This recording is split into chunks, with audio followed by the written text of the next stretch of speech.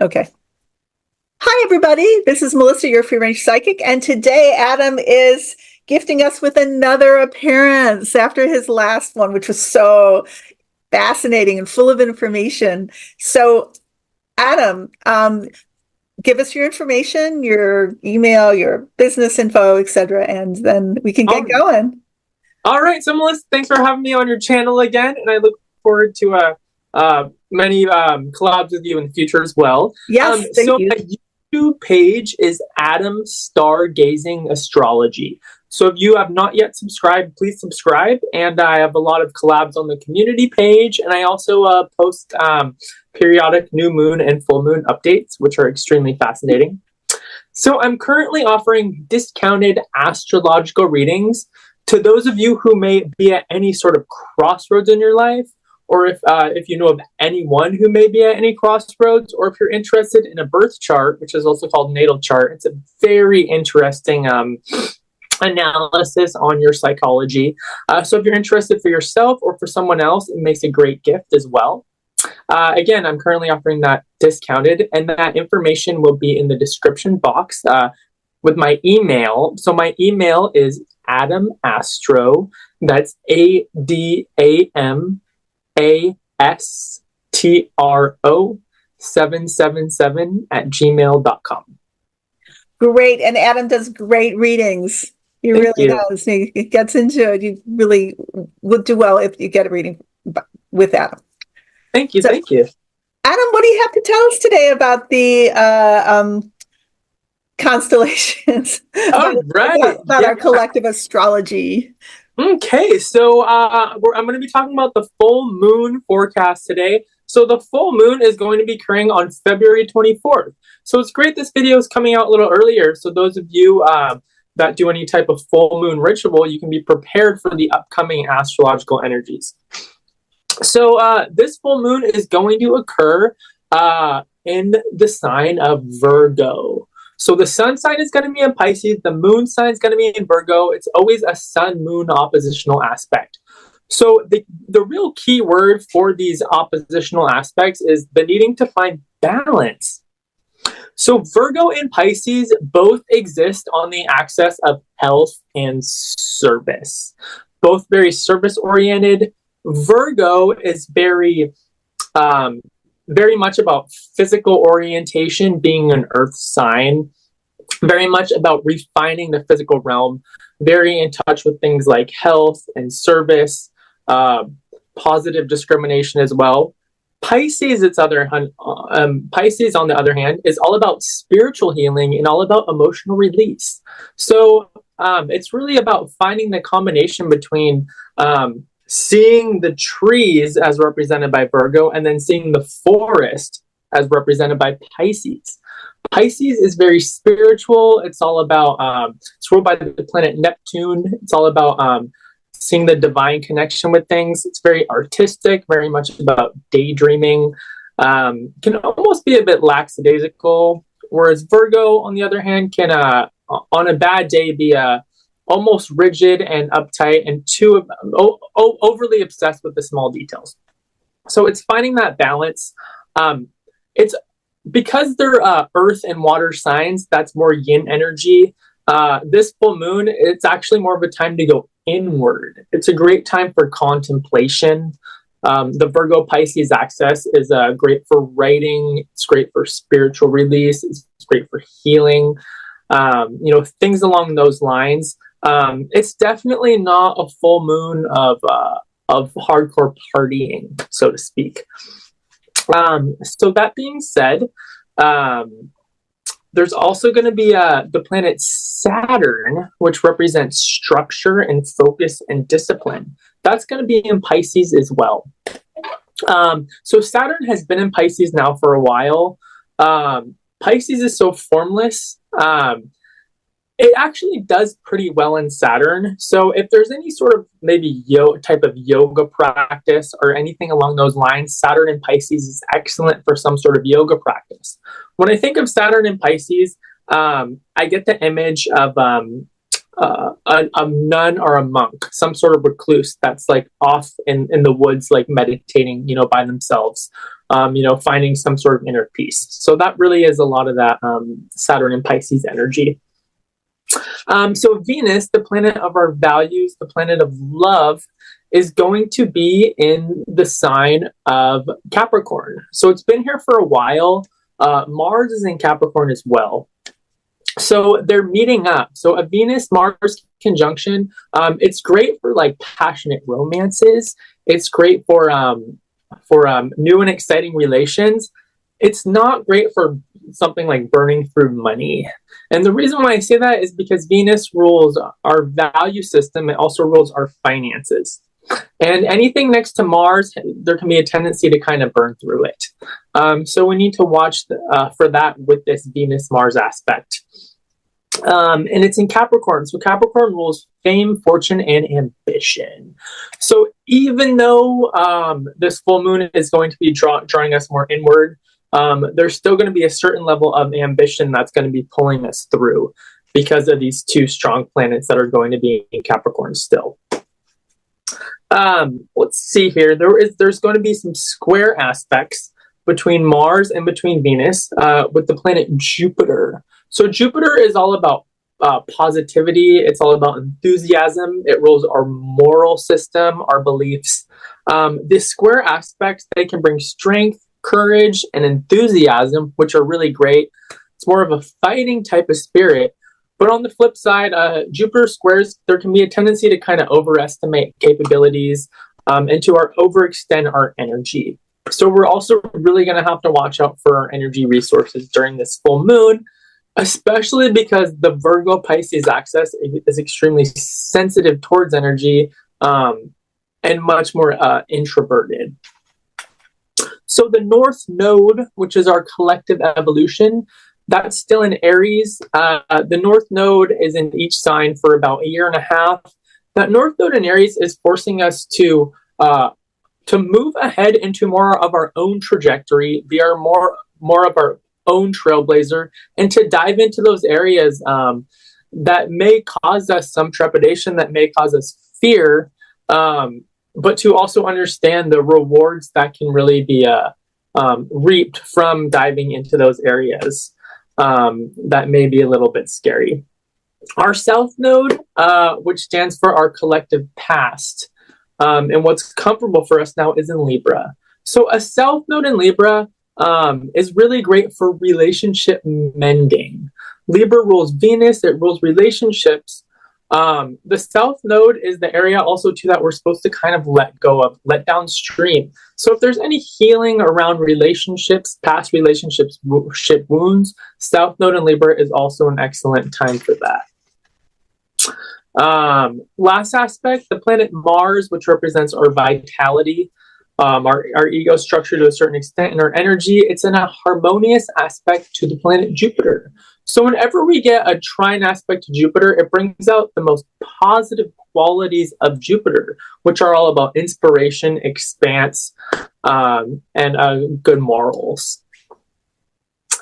So that's pretty much the main aspects, most important aspects for this full moon coming up. Yeah, I love full moons, and they always affect me.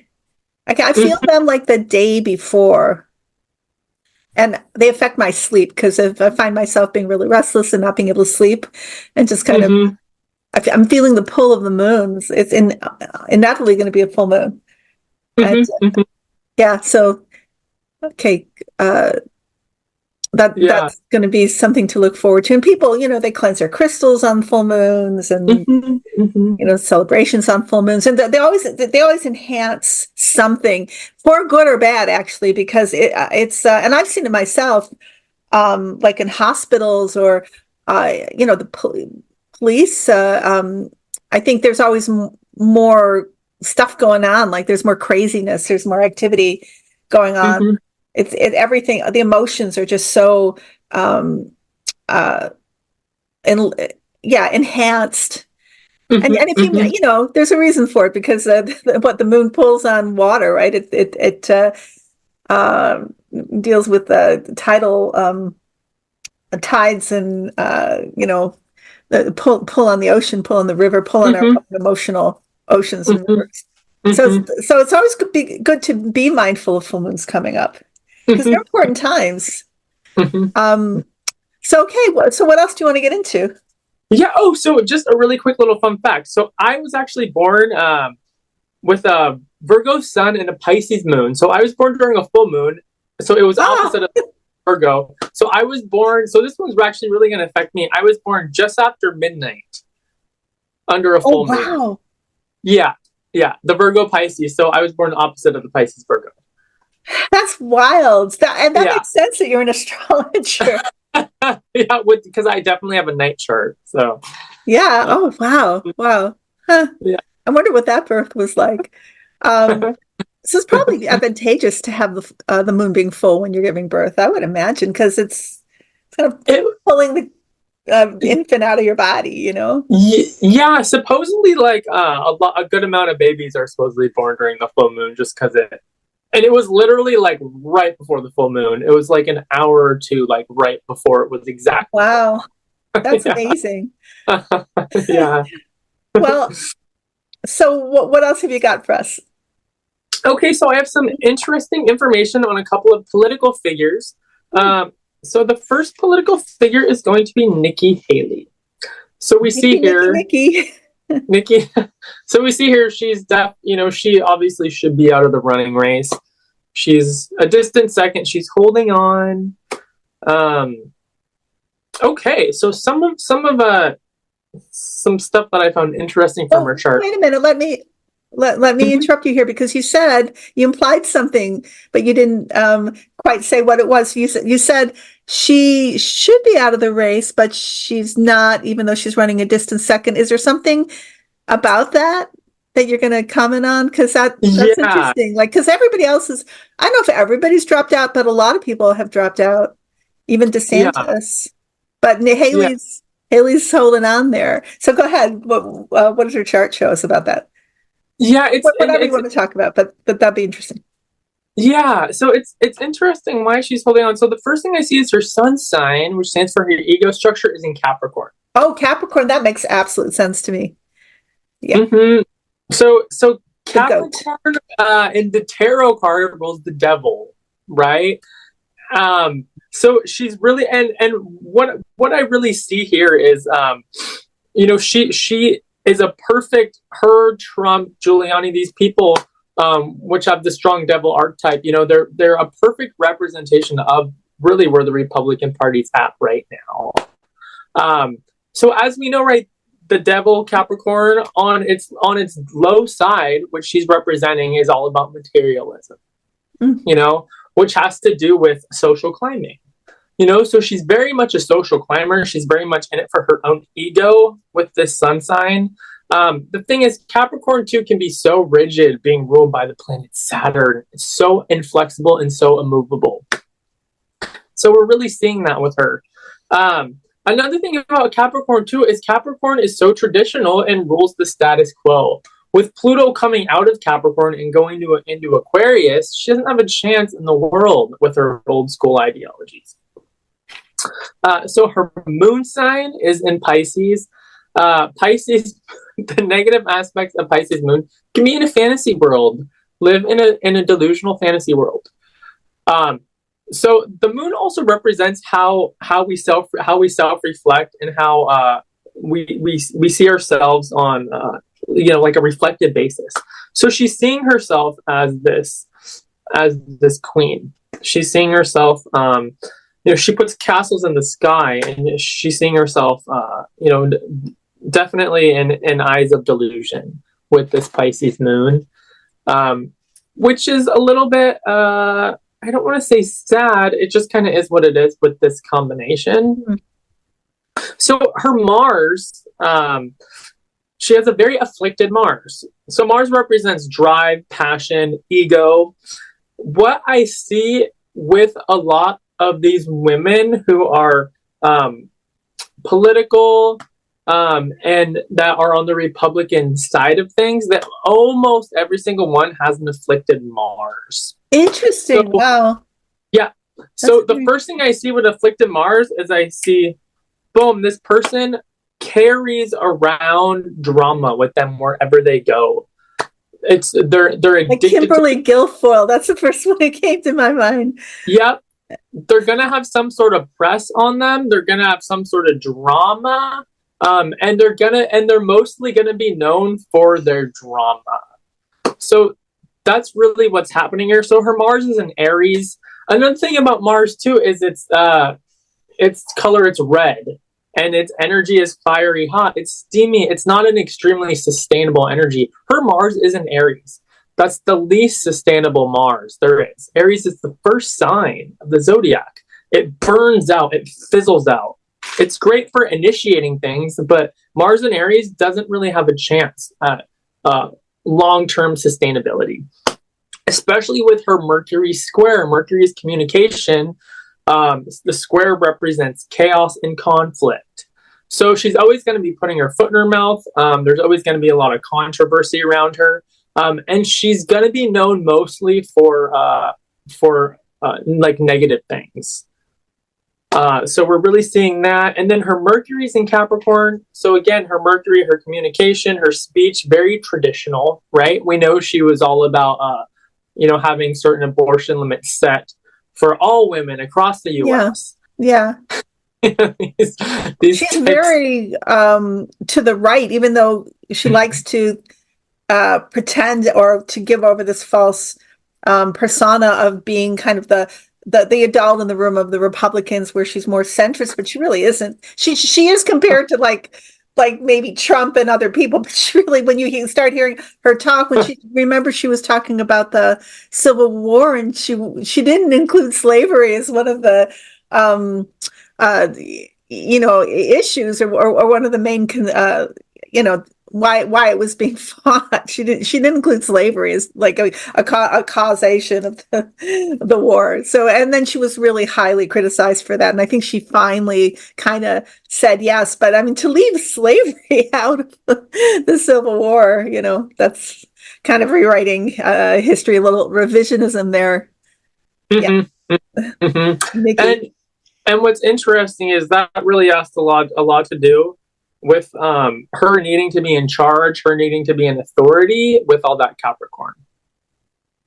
Yeah, I can see that. I did a tarot on her, and one of the things my guides showed me, and then I researched and it was true, was that the Koch brothers are big time backers of Haley, because they don't like Trump. I mean, they like that tax cut, but they don't like Trump. He's too erratic, etc. So they thought Nikki Hailey was going to be, she's a woman. The independents and some Democrats will vote for her because she's a woman. They always think like that. Like they look surface, they look at brand. They don't look at the actual content. What's coming out of her mouth? No. Just, she looks good, next to Trump. And they really were excited about her. But I agree with you. I saw like disappointment and failure at the end of that run. Yeah. Mm-hmm, mm-hmm. So she has Pluto, which represents power. That's in retrograde. So the ideology around Pluto in retrograde is that earlier in this life, or perhaps past lifetime, you've abused power. You're not supposed to keep on that. You're not supposed to keep with that momentum with the Pluto in retrograde. Yeah. You're supposed to really resolve the power issues and to look within, really find your own personal power with the Pluto in retrograde. She's not doing that, but a lot of people don't. A lot of people just continue their cycle of power tripping. So she's really doing that with the Pluto in retrograde. We know, though, on a karmic basis, right, that because she's really abusing that power and overstepping it, she's really like in the wrong direction. So that's also something that's not really sustainable. Maybe I need to do a past life of Nikki Hailey. Would be interesting. What that was. She was probably with a Mars and Aries, she was Yeah. probably some sort of dictator. Yeah. Something along those lines. Like, or some leader of a rebellion or something like that. Her Saturn's in retrograde as well. And another thing interesting about Saturn in retrograde is that you have come around in this lifetime to try to perfect things, to try to get things done right. So you really don't skip out on your duties for the Saturn in retrograde. You become a real perfectionist around your duties. So she is doing that right. Also, Saturn is also the taskmaster, and if there's something that's going to stick something out, it's Saturn. So we see she's still sticking that out, right? The presidency with that Saturn energy, but it's outdated. It's out of balance with the Saturn retrograde. Yeah. So her North Node is in Aquarius. And we always think, oh, a North Node in Aquarius is going to be Democrat. But that's not the case, because Aquarius is under the umbrella of politics. Well, Reagan was an Aquarian. And I hate to say that because I'm an Aquarian. Yeah. It's just been sad thinking about it. Yeah. But yeah, I mean, everything has a duality. Yeah, Aquarius. Positive and negative, yeah. However, though, Aquarius is the sign that generally is more progressive. There is a progressive influence under Aquarius. But it depends. If someone is an Aquarius, right, with a lot of Capricorn influence, like Nikki Hailey, right, she's going to lean more towards the traditional.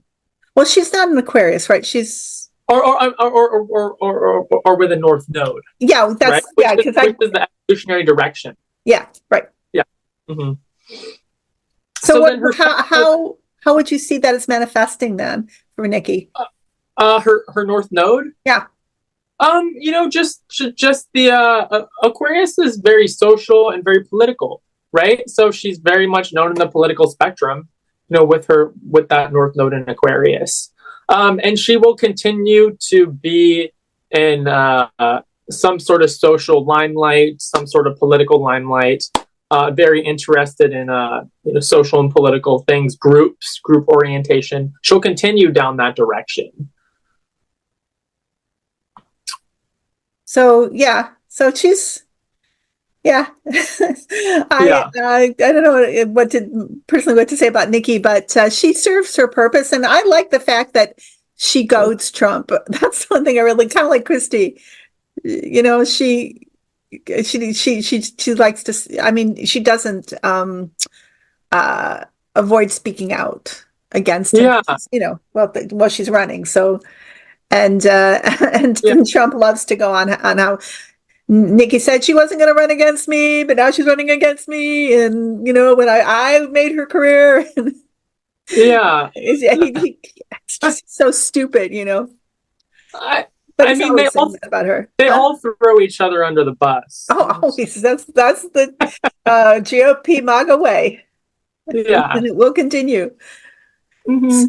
So, okay, that's Nikki. And then who else do we got? Yeah. Oh, just really quick, some of her short-term aspects. Okay. Sorry. Short-term aspects lead me to believe that she's really at a height of her popularity right now. Her Venus, which represents her popularity, her finances, her sociability, is culminating on the midheaven, which is the high point. So It's basically a downhill from now. Her Mercury is also sitting against her North Node, and the North Node is the evolutionary direction with Mercury. So she's also in a position now of the highest authority where she'll probably ever. Oh, so she's on her. Is it apex? What is that called? Apex or culmination? Yeah, and then the midheaven, the culmination. This is as good as it's going to get for Nikki Hailey. I'm sorry, I didn't mean to. No, it's fine. I didn't know what. We haven't rehearsed this, guys. I didn't know what was coming up. So this is it for her. Yeah, I would hate to imagine her as president. I think she would be a real kind of a setback.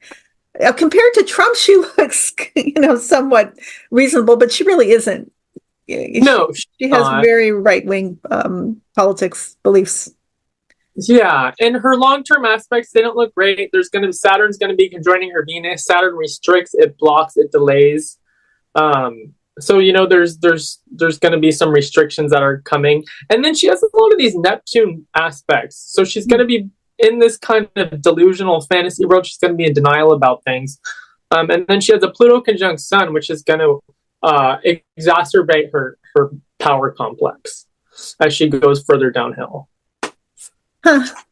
Well, I'm going to do a past life. You've inspired me to do a past life on Nikki Hailey. If my guides will show me. Oh, it's probably pretty. I'm sure it's available in the ether. She's a. Oh, no, I know she is. I know she is. Yeah. I have no doubt. Yeah. Okay. Nikki. So who's next? So we have Judge Aileen Cannon. Oh, wow. Yeah. So what's interesting, she's actually Colombian. She's a very pretty, I saw a picture. She's very pretty, the dark Colombian woman. So she is an Aquarius sun sign. Oh, really? With a Capricorn moon sign. Oh. This is like one of the quintessential aspects of a judge. Aquarius and Capricorn both very social, very political. I know someone too who was born at 1 degree Aquarius with a bunch of Capricorn, and I'm like, she's very political, but I'm like, she should have been a judge. And of course here, Aquarius Sun, Capricorn Moon, she's a judge. So that's, that makes complete sense. So she also had these Mars afflictions. Again, these very headstrong women, they all have these afflicted Mars. Well, they're headstrong, but interestingly enough, they're also attracted to misogynistic, headstrong men. Uh-huh. Christy Nome, all of these people, all these women who are strong and you would think are, would want to exemplify, the feminist perspective. They don't. They actually pull really patriarchal values. So sorry to throw that in there, but it's true, right? It's so. I mean, you must think like they must have been men in their past lives. Like if they're like fighting against their own, you know what I mean?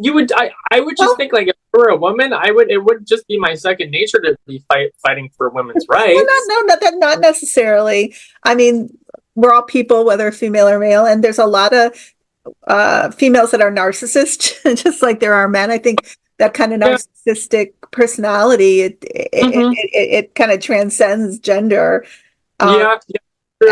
And then depends on the psychology and the daddy issues and that kind of thing. And the other thing that was striking me when you were talking about Aquarius was like the whole MAGA thing.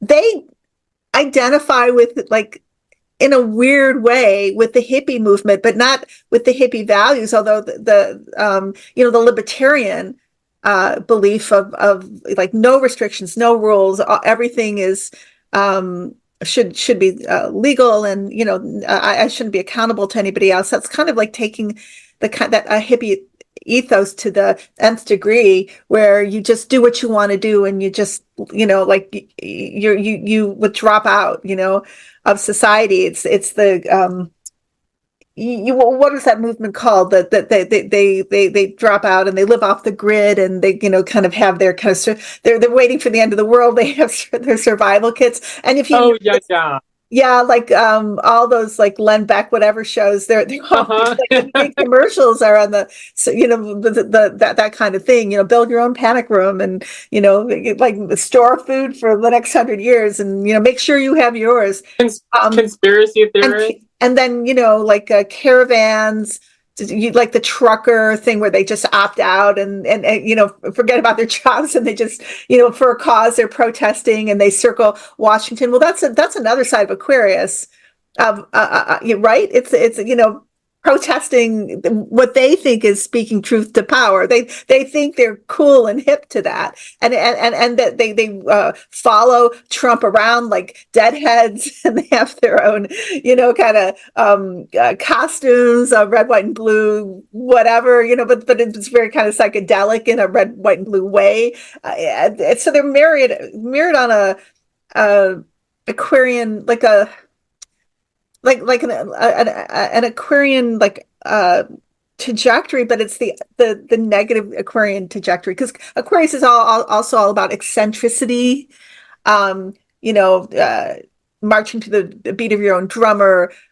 But not really think that they are doing that. They're fighting against the power. They're fighting against the deep state. So it's a weird perversion or distortion of the Aquarian ethos. That's MAGA. So that's and Aileen Cannon, I did find well, I've done several readings on her, and I did find a picture of her. I don't think it's that unknown now, of her dressed up as like in MAGA makeup and with a cowboy hat and at a MAGA rally. So that fits in with the kind of the Aquarius thing, I think, in a negative way, at least from my viewpoint. It's true. It's true. Yeah, the whole umbrella. Yeah. So yeah, she has afflicted Mars. So she has a Mars squared. So her Mars squared, it's the planet Uranus. So this makes her very unstable. Also, too, a Uranus square indicates up and down. So just a very unstable trajectory. And her Uranus is in the 7th house, which is all about partnerships and relationships. So this aspect gives her kind of a shady character, very much in it for her ego battles. But because it's a square, which is an affliction, it's going to cause her a lot of drama in her life. And we're seeing that. Her Mercury is sitting next to her Mars. So she definitely has a lot of parallel with Nikki Hailey as far as Mars and Mercury. So that makes her rash and impulsive. You can put your foot in your mouth with a Mercury-Mars conjunction. You can say things and do things that you later regret. So she has a Jupiter conjunct Saturn. Jupiter expands, Saturn contracts. This creates a bit of a manic depressive type of behavior. And then that's in square aspect, or inharmonious aspect to her moon sign, which is in Capricorn. So this would be moody. This could be a overestimation of one's capabilities one day, and then on the flip side, like a total 180 the next day. So this is just a lot of emotional instability with these squares. And then her Pluto is in retrograde as well. So again, her soul is reviewing these power dynamics. Again, she's been put in this position of power again, right?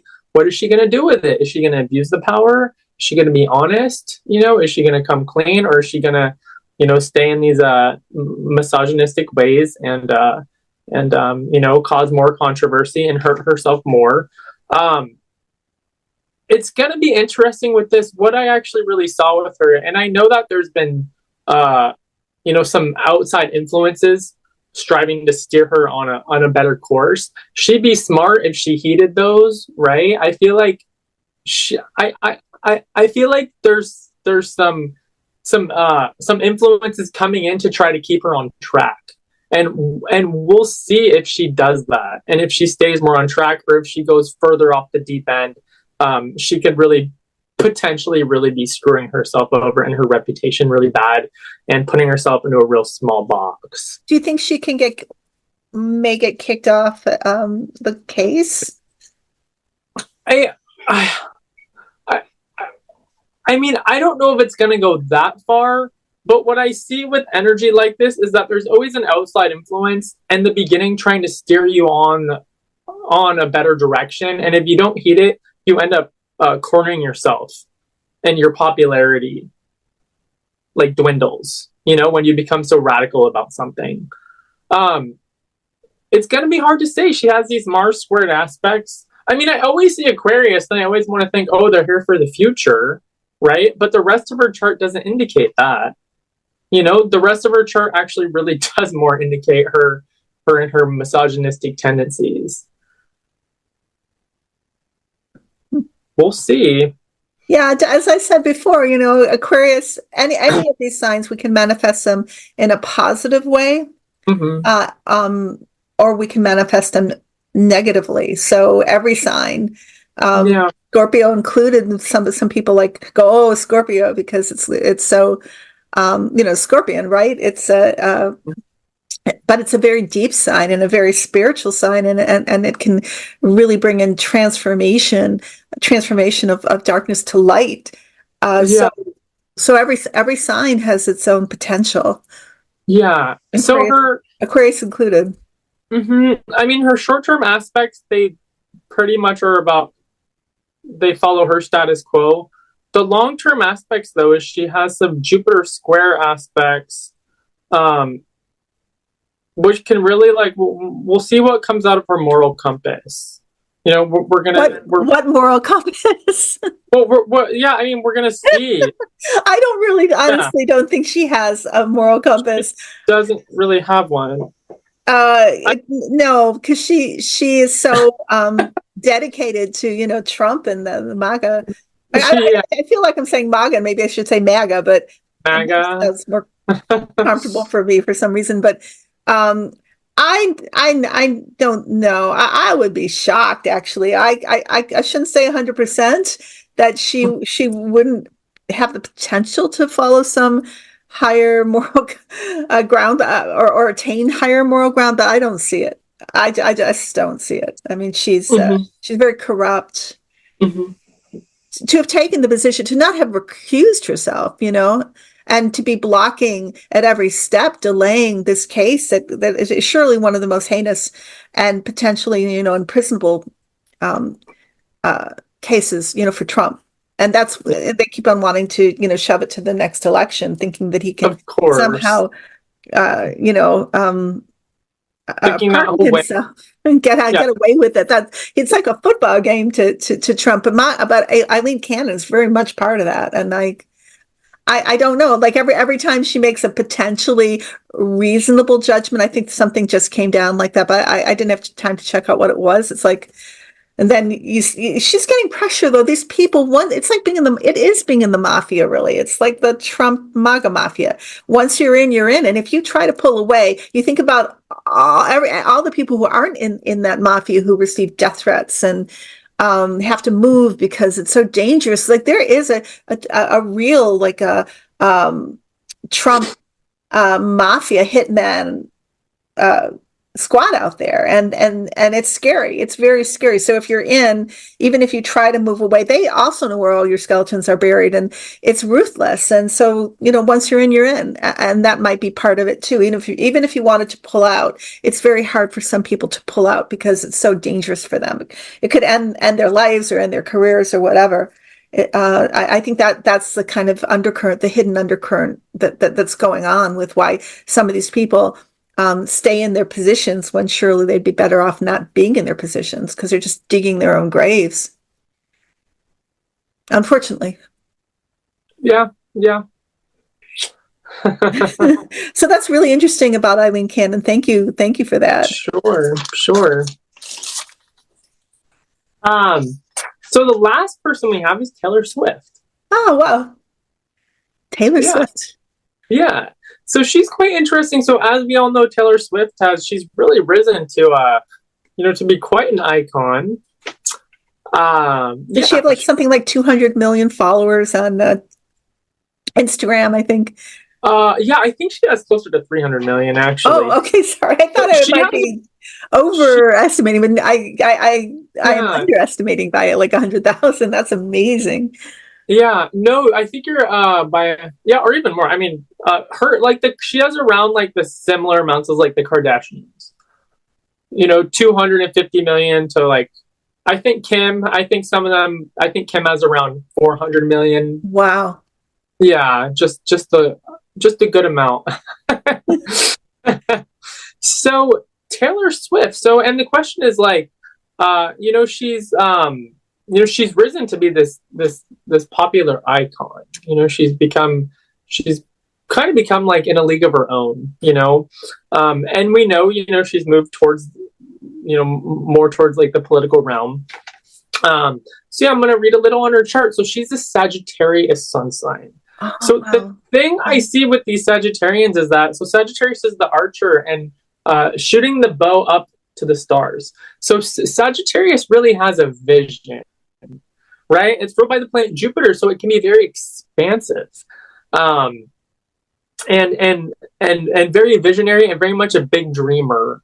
So she used that positive outlook, that expansive positive outlook, right, as to help fuel her. So she has what's called a stellium. That's 3 or more planets sitting right next to each other in the sign of Capricorn. So Capricorn is a hard worker. Capricorn is structured, it's focused, it's disciplined, it's pedal to the metal. So we're not talking the sun or moon in Capricorn here. We're talking some of the more outer planets. But she has so many sitting next to each other that it's really a lot of Capricorn energy. So this is all in the second house, which is efforts, achievements gained through your own efforts. That's the second house. So she's a hard worker, and she's a real perfectionist here. And what's interesting is she said, I climbed to the mountain, I rose to the top, and I never felt so lonely. Typical Capricorn. The mountain goat climbing to the top, rising to the heights, but feeling completely isolated. So that's that Capricorn energy. And what's interesting is I feel like the Capricorn energy has been a much stronger fuel than that Sagittarius sun. And what's so interesting is Capricorn is represented by the sea goat. So there is a depth as represented by the fishtail with Capricorn. There's a spiritual depth, and there is really a need to find some sort of meaning with the Capricorn. So she really is a stronger representation of a much more refined version of Capricorn. So she's not the Capricorn devil here, like we see with Aileen and Nikki Hailey. She's more of the wise hermit type, trying to find a real meaning. As represented by that fishtail, right? And Pisces is the fish, and Pisces is very much about the soul searcher. So there is definitely soul depth in Capricorn. It's there. It's just a lot of times it's hidden behind materialism. So again, and then her mother, what's interesting was her mother got really sick with cancer. And so that sort of switched her view around. She was much more obsessed with smaller details. As soon as her mom got sick, it sort of switched her life around. She made her money, she made her fortune. And she's like, where do I go from here? This is where her North Node in Aquarius started to slowly play into a part. And this happened after her Saturn return. So it happened right around when she turned 29. She had this sort of epiphany go on, where she got more political. And what happened was she was actually involved in a court case. There was a guy who sexually assaulted her several times in a public setting, and part of sexual assault was caught on camera. She had to spend months in court defending herself. She ended up winning the case, but she saw though how there are all these women and other people out there, like LGBT people, who are who are very much on the downswing of things, right? And she's like, what if she's like, I was sexually assaulted, but what if I went and I lost, right? So she made all this music dedicating it to all those people out there, who are marginalized, which is the majority of the population, right? If you're not a white man involved in the patriarchy. So she's been a real symbol of breaking up that patriarchy with this Pluto and Aquarius coming in. She's been a real representation of that Aquarian freedom, of that Aquarian universality. And a lot of this is based upon her own path, so she can really relate to a lot of these people. So watching these movies, it helped me actually relate to her more as a person, rather than just saying, oh, this tall, skinny blonde who's pretty, but maybe doesn't have the most singing talent, and everyone just loves her. That's part of it, but that's a small part of it. So after her, after her winning her sexual assault case, she became much more political. So she lives in the state of Tennessee, and there was some political stuff going on there. Where they were, really racist, being homophobic and, things like that against the LGBT community. So she spoke up against them. And so she's just doing a lot of speaking up and using that North Node in Aquarius, to further, to really bring humanity together. And she's been a real, a real wonderful key in doing that. So she has used those Aquarian energies for the good, for breaking down those barriers. So she's still loved by people because she has a very lovable side. So yeah, which is lovely. It's really nice, and it's really funny when MAGA and Trump they try to go on the offensive with her, because it just always backfires, because she has her Swiftie followers, and she's so beloved, and she's so innocent. She's kind of almost like a Disney princess. She is. Birds flying around to like Sleeping Beauty or Cinderella or something, and she's just like, how can you hurt this beautiful this beautiful fragile creature, this gentle, like kind of fairy-ish persona. Yeah, it's wonderful. It's great. I think it's maybe that's very Aquarius too right now, which is these polarities that come in, and the people who manifest is like, it is like a Disney movie.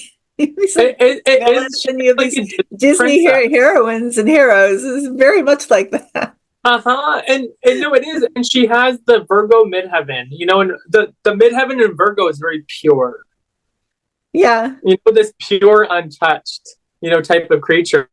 And she is so this very pure, sort of this innocent, pure, very kind of, untouched. It's almost like, and I almost saw her, I'm like, she has like angels following her. Oh, she must, yeah.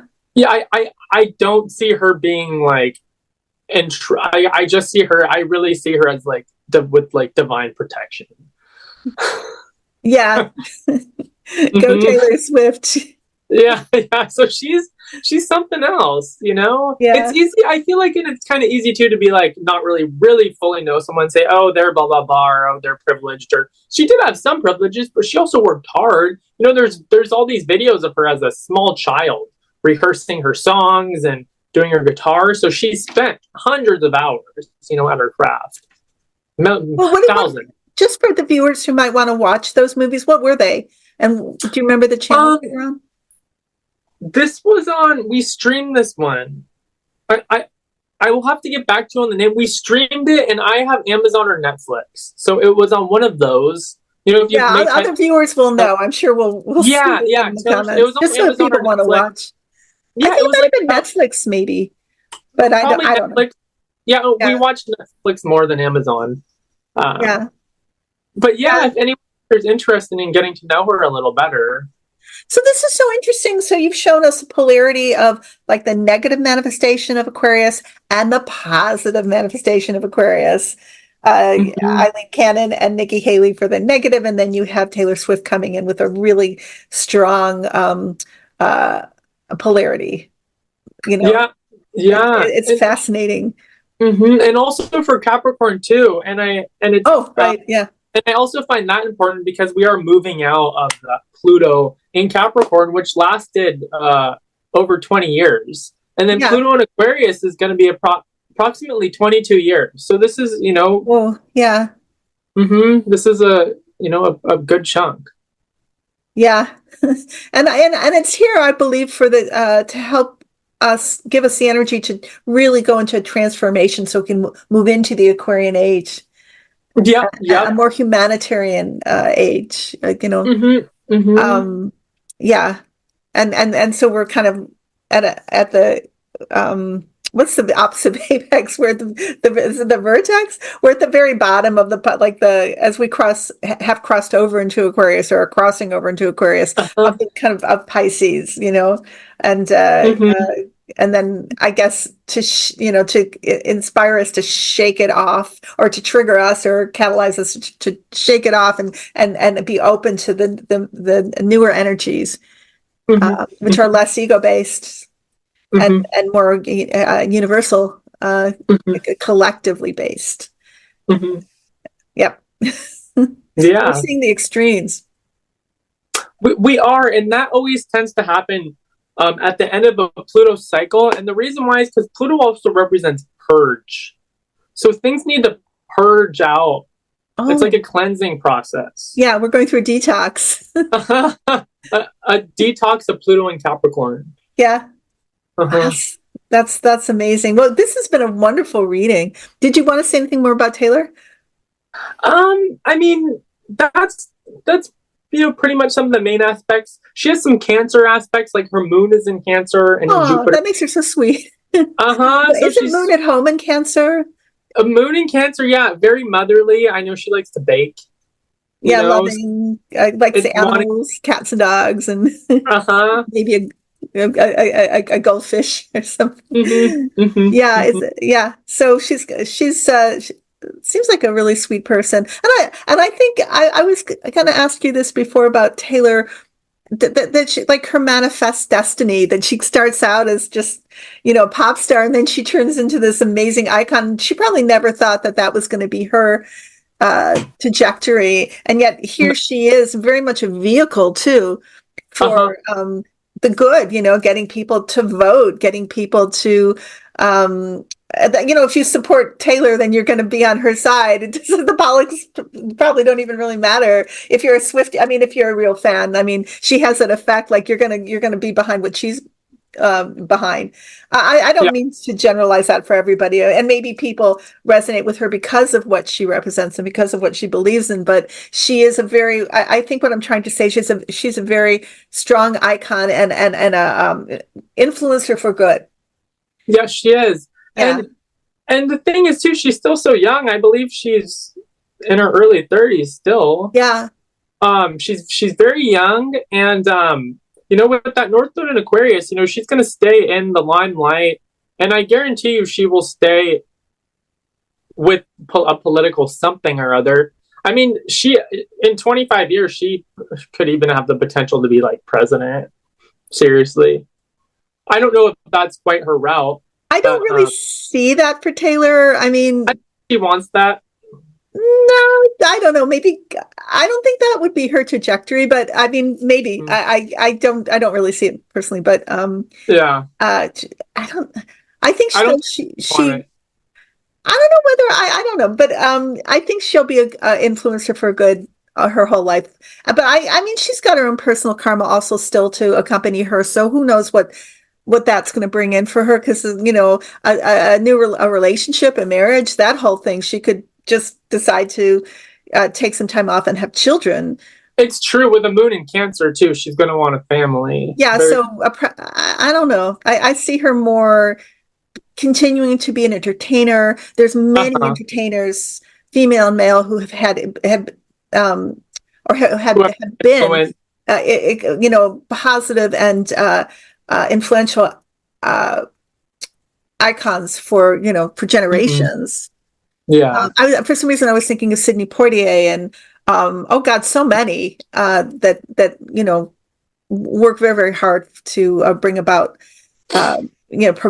progressive causes. So but anyway, who knows? You may be right.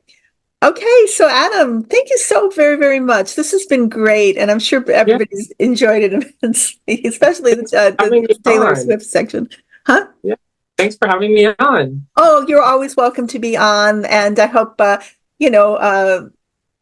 you come again with whatever, but it's your choice, with whatever is going to inspire you, whatever new transit or what have you. Most definitely. Okay. Most definitely. Okay, well, you take care, and everybody, I love you, and I will be back next Sunday. Okay, I hope you enjoyed this. Bye, everyone. Bye-bye.